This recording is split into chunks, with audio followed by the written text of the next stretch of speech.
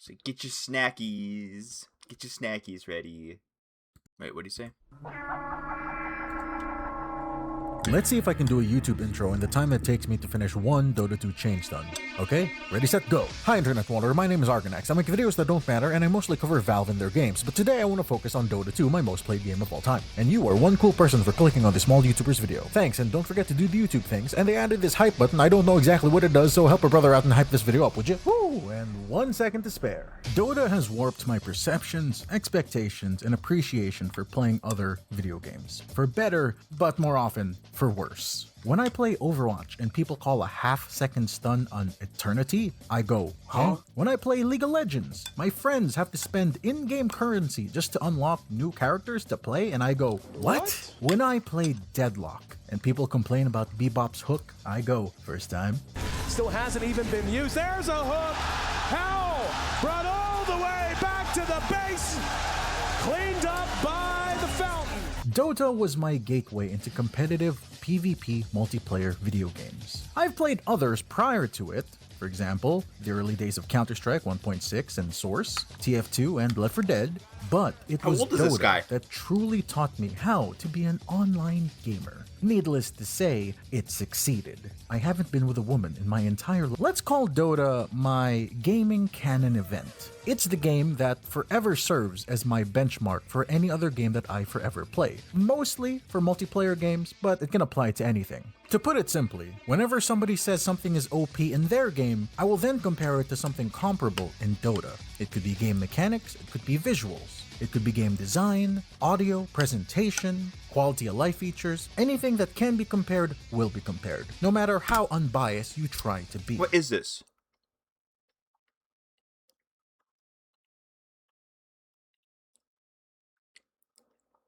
What game is this?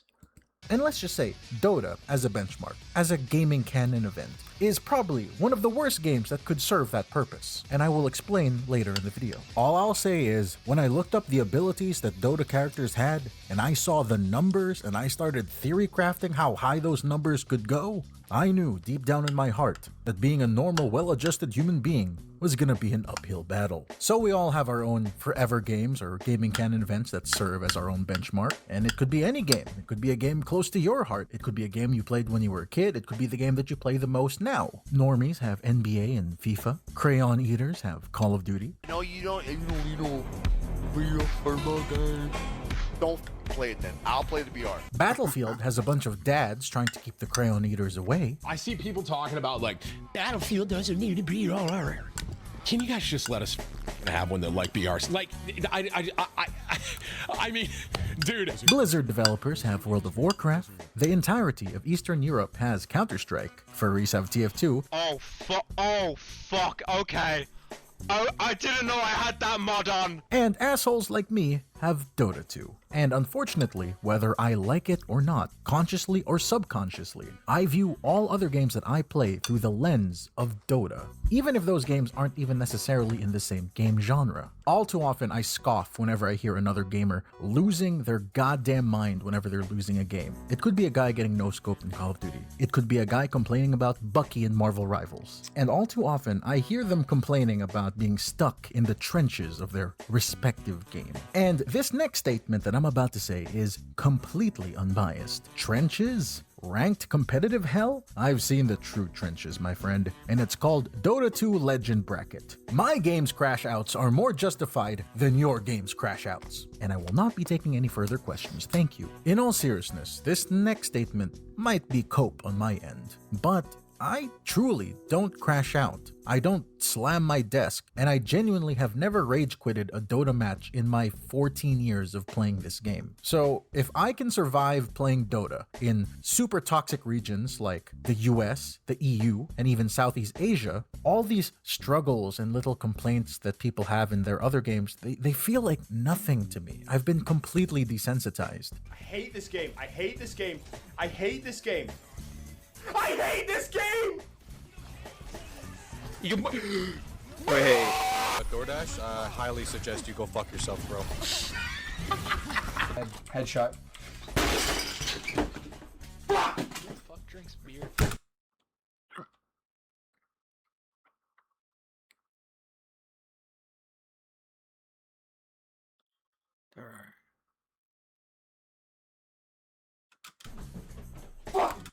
Oh, this is him. Wait, this is the guy who put the video out. This is his tags. Pissed off, bro. Right? Don't Is that fucking right? fuck with me, bro. Pissed off now. I get fucking angry when it comes to that shit. I'm not fucking kidding, bro. I don't play games, bro. I get competitive. I'm sorry. I get angry, bro. Like, if we win a game of TF2, awesome. If we lost and some tryhard starts losing his marbles, I'm just gonna give him the Homelander stare like, my guy, it's a casual game. Why are you yelling? But of course, that's just my mindset. But what about gameplay and game design? Gosh. Well, there's also a lot to dissect about Dota in regards to those things as well. For example, I really want to highlight how Dota is a competitive, character-driven game, and all of these said characters are free, and they have always been free. I really dislike having to grind to unlock characters in competitive games.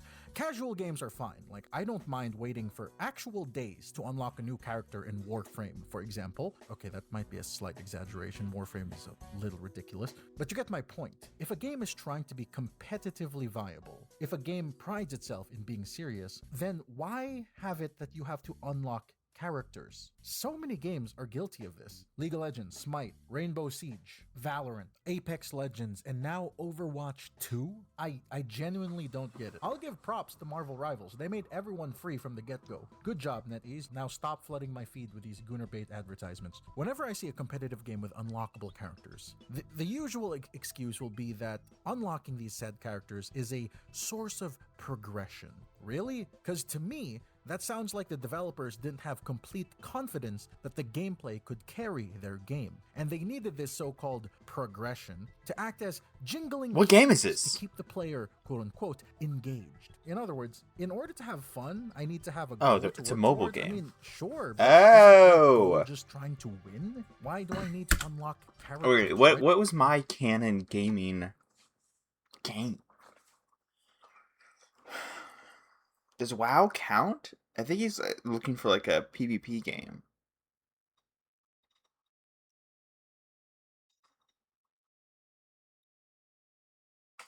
Probably League of Legends. I think so. But it was so weird because it was like he made it sound like these games were like, you know, the first one that got you hooked, but also your forever game, and we all kind of bounced. We all kind of bounced off of League after, you know, a number of years. Probably League, yeah. If we're talking PvP games.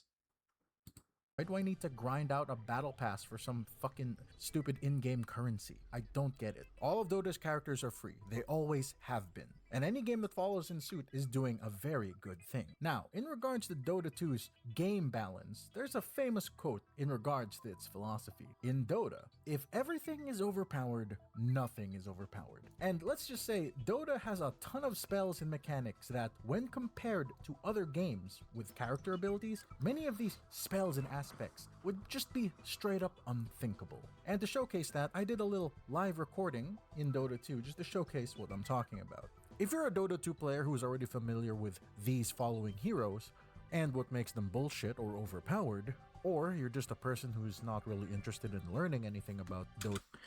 Yeah, there's like the power level. Talking about power levels in games, and the power level in Dota is like much higher than a lot of its contemporaries, but that happens across all genres. Like, and some people don't like. I don't know. Some people don't like high power levels in games. You know, Street Fighter 6 in the fighting game realm is like the most popular game, and like while the power levels are like maybe higher than like a Street Fighter 4, there are other fighting games. There's so many other fighting games that have the characters can do so much more. You know, I mean, Guilty Gear and 2X, KO, and a lot of its contemporaries have a higher power level for the characters in the games. But doesn't I guess I would say it doesn't directly translate to more fun. It just depends on what you want.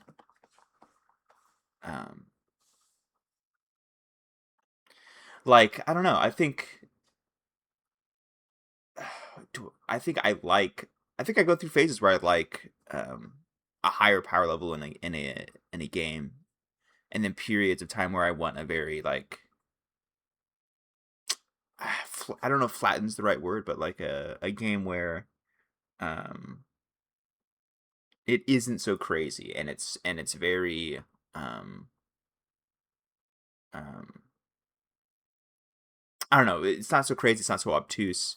It's very straightforward, the competition that we're engaging in. So I wanted to show off some of the examples of what exactly makes certain Dota heroes extremely overpowered. And thus I have curtailed a selection of 10 heroes before you. There are most definitely more examples that I can give, but I think these 10 heroes can properly encapsulate some of the bullshit that this game is capable of. So let's start this off with something relatively simple and straightforward. Invisibility. This is a mechanic that almost all competitive games or any type of game with character unique abilities usually have. The ability to go unseen. And this guy right here, Bounty Hunter, is a perfect example. His third spell is called Shadow Walk. It's a basic ability, it's not an ult. You can get this at level 1. And if you take a look at the numbers here, at level 1, the duration of its invisibility is 20 seconds. Its cooldown is 18 seconds. And you can see at the bottom there, the duration just goes up and the cooldown continues to get lower. In other words, at level 1, at the beginning of the game, Bounty Hunter can remain permanently invisible, like so. See? He's gone. As long as he keeps recasting it whenever the spell is about to end, he can just remain invisible and you'll never know he's there. Granted, I have this thing that will allow me to see him. There he is. Invisibility in other games is extraordinarily powerful, and usually there's a lot of ways that people try to balance around it. Having invisibility only last a short duration, That's crazy. or have it done that if you go close, he'll get revealed. And in this case, the only reason I can see him is that this guy right here has an item that will allow me to see him. But without it, no, he's just gone. See? I would have no idea that he is there. And this is a basic ability accessible at the start of the game. There are obviously other heroes who can do this as well, but I think Bounty Hunter encapsulates this the best since he can do it as early as level 1. Next up we have my favorite character, Mars, this guy right here. What I want to showcase is his passive called Bulwark. As long as enemies are attacking him from the front, you take 70% less damage. Combine that with just a handful of cheap armor items, and this makes Mars almost impervious to physical damage. Just look. I'm gonna have the 4 of these guys what did you say? I missed it. I'm sorry. Attacking him from the front, you take 70% less damage. Combine that with just a handful of cheap armor items, and this makes Mars almost impervious to physical damage. Just look. I'm gonna have the 4 of these guys attack Mars. Look at that. That's so sick. It's barely moving. But then, if I have Mars face backwards, look what happens. Suddenly, it starts going down a lot quicker. Then I just turn around.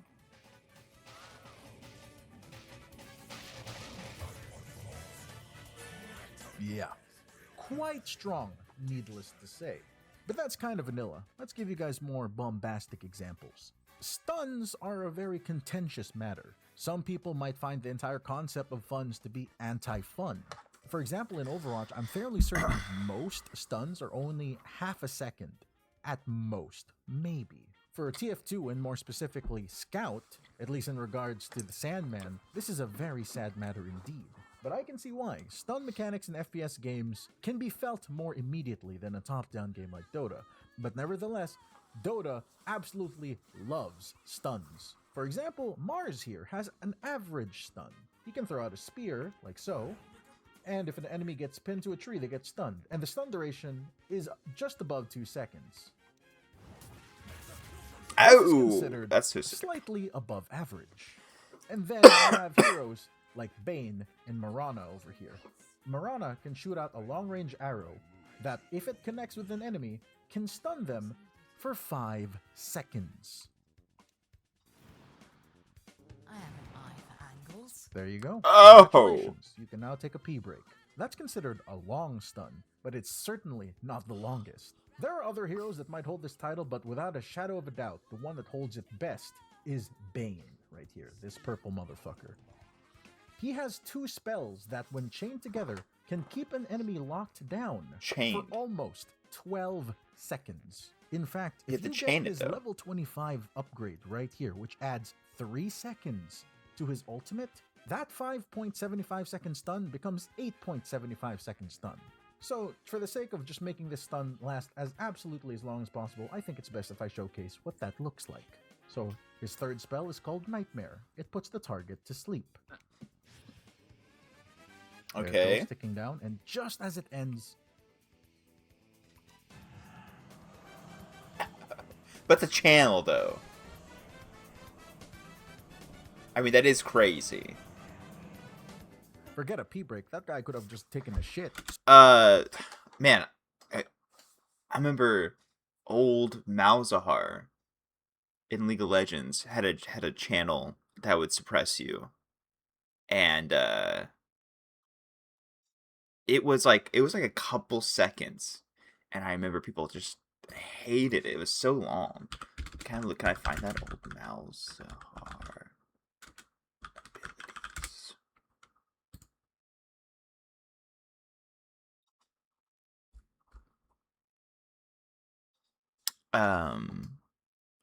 Wait. What do we know? What?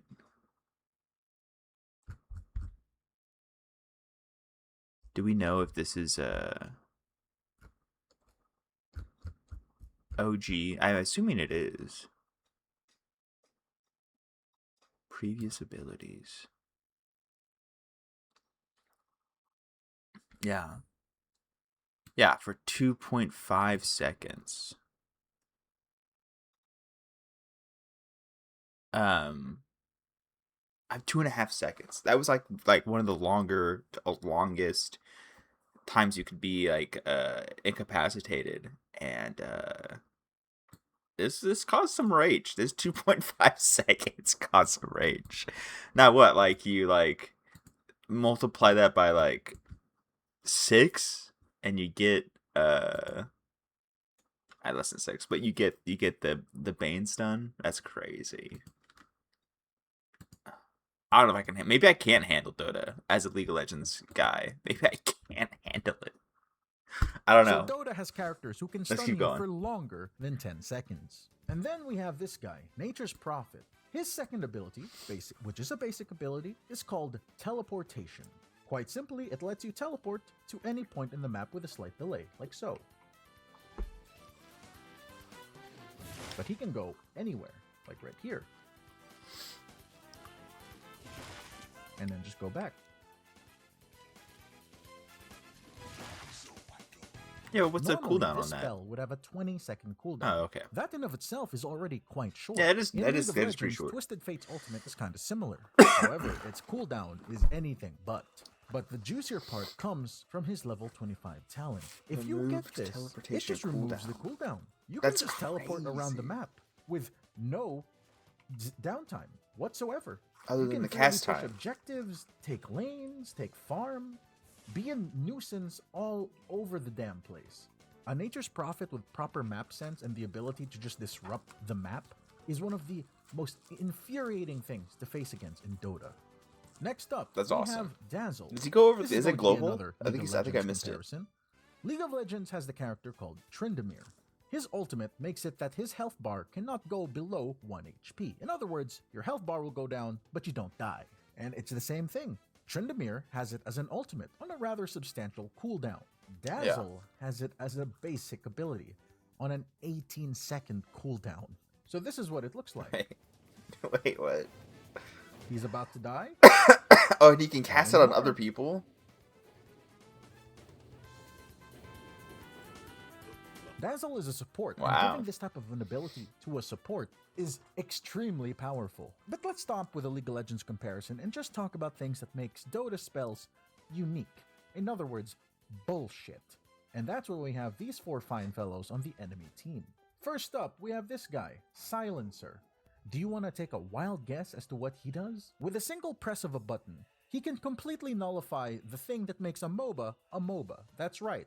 All of these spells that people spend all day theory crafting and gushing over how powerful and strong they are, with a single press of a button, all of a sudden, these spells stop being spells because you can't use them anymore. And it's global. He can cast this from any point on the map, and it lasts 6 Global. seconds. 6 without seconds any is augmentations. crazy. Congratulations. You can now not cast spells. I mean, I guess what I'm imagining is happening is that like 6 seconds is an eternity from where I'm sitting, and it's like I bet between the like Mars's shield that he was talking about earlier, and the other forms of CC, and then the other defenses I'm sure you can get. I bet 6 seconds is a long time, but I'm sure fights probably last longer than that. Whereas I feel like when I'm thinking about something like League, I mean 6 seconds, like that's like the whole team fight is what it feels like. So maybe the time to kill in this game is lower. I don't know. From the games I've played, the people when the carries get really carried, they delete health bars pretty fast. Yeah, that's crazy though. By itself, The global, not the biggest everyone. deal. But what happens when you're about to jump the enemy team? You're ready to rock and roll. You run at them, ready to throw some hands, and then all of a sudden, it only affects his enemies, not his team. They are free to use their spells, whereas you are not. But if that wasn't bullshit enough, we have this guy, who has probably, arguably, the most powerful single target spell in this entire game. Okay. And it is disgustingly me. simple and straightforward. This guy's name is Doom, and his ultimate is called Doom. When you cast it on a target, it silences them, just like Silencer, and stops them from healing. Okay, so it's a silence, and it stops them from regenerating health. Okay, what's the big deal? It's the fact that it lasts 16 seconds. That's the length of almost 2 team fights. You could be the most powerful character on your team, but unfortunately, because there's a Doom on the enemy team, all he has to do is press R on you, and then your powerful hero suddenly becomes an NPC. Congratulations. I now cannot cast spells. I can't be healed. Dazzle has a heal. Doesn't work. Doesn't do shit. Damn. I can't do a goddamn thing. And it deals quite a bit of damage too. I'm convinced that this type of ability could not and will never exist in any other game, just because it is so disgustingly powerful and straightforward that it will never happen. I will put that down in writing. We will never see a Doom equivalent in any other competitive online video game, ever. And to finally round out this section about gameplay, I wanted to discuss these two guys right here, Outworld Destroyer and Faceless Void. One thing that makes Dota unique is that not only are its spells extremely powerful, but the spells also have the possibility to backfire and hurt your own team. Outworld Destroyer has an ability called Astral Imprisonment. It essentially acts as a banish. You scoop up an enemy and they disappear to a pocket universe for 4 seconds. Like so. They can't do anything. It's basically a stun, but you can't hit them. But the thing is, he can also use it on his allies. And himself.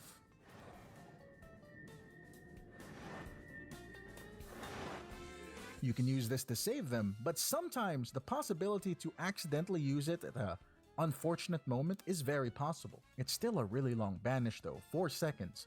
Other games couldn't dream of being stunned for 4 seconds. But I think the star of the show when it comes to potentially hurting your own team is Faceless Void. His ultimate is called Chronosphere. He summons a big time bubble that only he can move in. Emphasis on only he.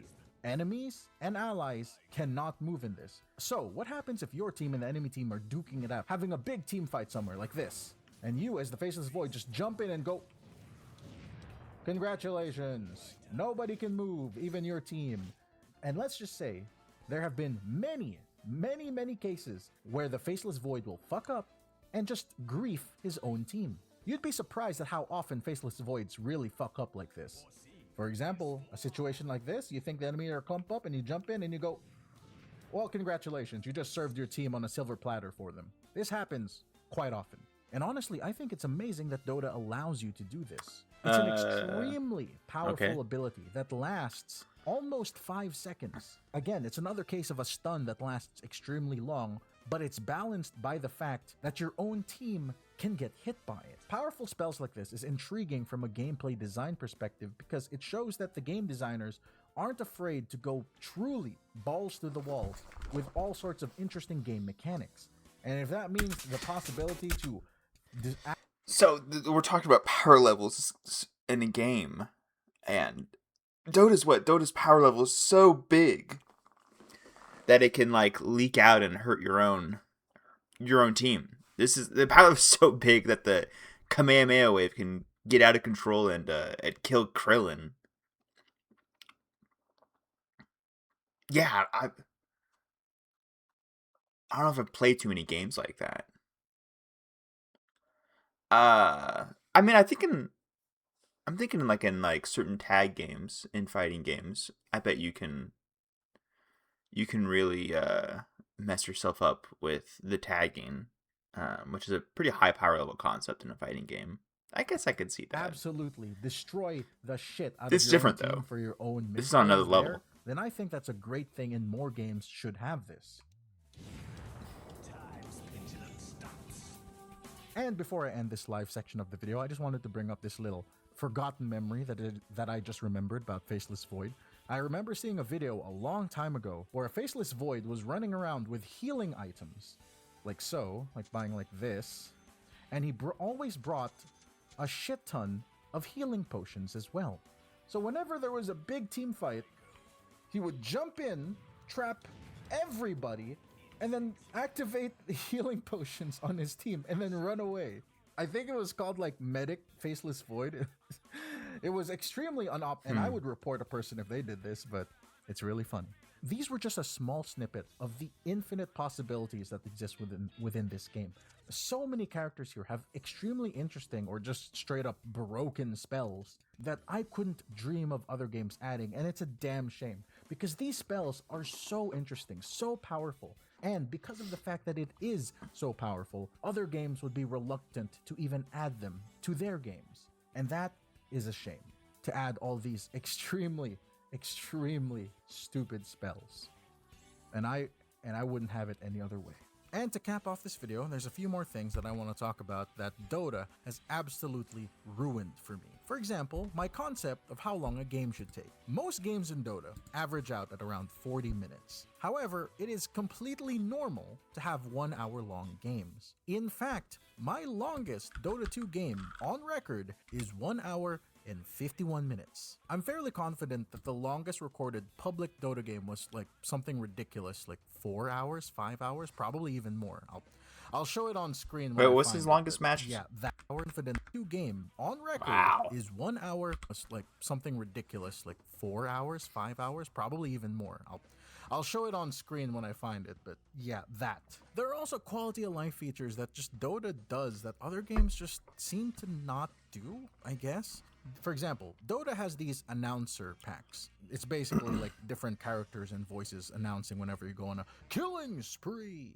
They have one for Rick and Morty, they have one for GLaDOS, and it's just them telling you that, hey, your tower is under attack. And the big innovation that Dota did was that all of these announcer packs are shareable. Whenever you start up a game, you can open up the scoreboard, and under this little tab right here, you can see all of the shareable items that you can freely use between games. Nowadays, this might not seem like a big feature, shareable content, but this was implemented a long time ago when other companies wouldn't even dream of giving shareable cosmetics. Another innocuous and unsung thing that I really am happy that Dota added is the ready check button. For anyone who plays consistently with a group of people, you would know the pain of having a teammate who's AFK whenever you're searching for a match and the game pops up. I really don't know why other games don't implement more ready check buttons. If there's nothing else that you can take away from this video, a ready check button is goated, and if a game has one, it's a good game. This next part is just going to be a little rant about League of Legends because I'm a salty Dota fanboy, but I really hate how you cannot see spell descriptions in game. It is ridiculous that a game like League of Legends with so What do you mean many you can't see characters spell and so many descriptions? spells. Once you load into a match, Oh, you like the cannot enemies? click on the enemies you are facing to read their yeah. descriptions. Too often I will stumble across You a know, new that is character kind of because weird. Riot It comes is. out a new waifu I feel like it'd every be other easy to month. do. And I want to read what And the helpful. hell they're doing to me, but unfortunately I can't. The only way that you can read spell descriptions is when you're dead. You can hover your mouse over your death recap and you can read the abilities. Unfortunately, it only gives you descriptions of what they do. If you wanted to know the numbers, like how much damage it deals, how long does it stun you for, tough shit. In fact, this is something the League of Legends client does completely. If you go to the store page and you wanted to know what the spells do, it'll tell you, but it won't tell you the numbers. And unfortunately, for a MOBA, numbers are very fucking important. If you wanted to know how much damage Guys a crashing out. spell does, how well it scales, the range, the mana costs, tough shit. Either look it up in-game or open the wiki. Also, Dota 2's draft menu, you know, the little screen whenever you're picking your character, this is the loading screen. Like, as you're picking your character and strategizing with your team on what Axe to can do when the do game starts, no axe? the game is loading in the background. League of Legends does not do this. And yes, I understand. League of Legends client is really old, but Riot makes billions of dollars selling skins. They could definitely afford to update this old-ass client. But hey, I'll be fair to League of Legends, I guess. I do find it refreshing to play certain champions who don't have mana, so I can just freely spam their spells and die anyway, but hey, the thought is nice. I'm sure there's other aspects of Dota that just have completely desensitized me to other games and mechanics and such, but these are just the ones that I could think up with a relatively loose script. Apologies if this video was a bit messy and a bit biased, one might say. But I guess that just comes from a place of passion because my god, I love playing Dota. I've been playing it a hell of a lot more lately and it shows because my interest in this game has kinda skyrocketed recently. In fact, I actually have a relatively big video in the works that I'm hoping can be uploaded sometime soon. So, if you're looking forward to more Dota content, I gotcha. Anyway, I'm just gonna end it here. Let me know down below in the comment section if there's any other aspects about Dota or your canon event game that has desensitized you to other games. Let us know your experiences in the comment section down below. That's Yo. gonna be it from the Internet Wonder. Thanks for watching. Do the YouTube thing. Hey, good video. Good video. Good video from what? Is that Argonax? Argonax? Argonax? The Valve guy? That was a good video. What was he saying there? Oh yeah, I think what I've noticed a lot from playing the past few days is the moment where the game feels like completely over is much later in the game than what I'm used to. I think from the mechanics in the game and how the champions work and how the flow of the game works, at least from what I've felt so far, even when a team has a clear advantage, the game has tools for you to mount a comeback if you play it right, for sure. Like breaking the breaking into the base is like a hard thing to achieve if they're trying to turtle, and they have maybe it's champ dependent, maybe they have to have the right heroes to turtle well, but between the building buff that they can do every like 5 minutes, where it makes them invulnerable and shoot more, and it being like you're going up onto high ground to get into the base, like you can really turtle and try and make a comeback, and like when a game feels like absolutely over, it just happens, I feel like, so much later in the game than what I'm used to, which is like cool. It's cool, but it is like you just gotta get used to the idea that games can go a lot longer than maybe what you're used to as well. Anyway, good video. Sweet. Let's do some games.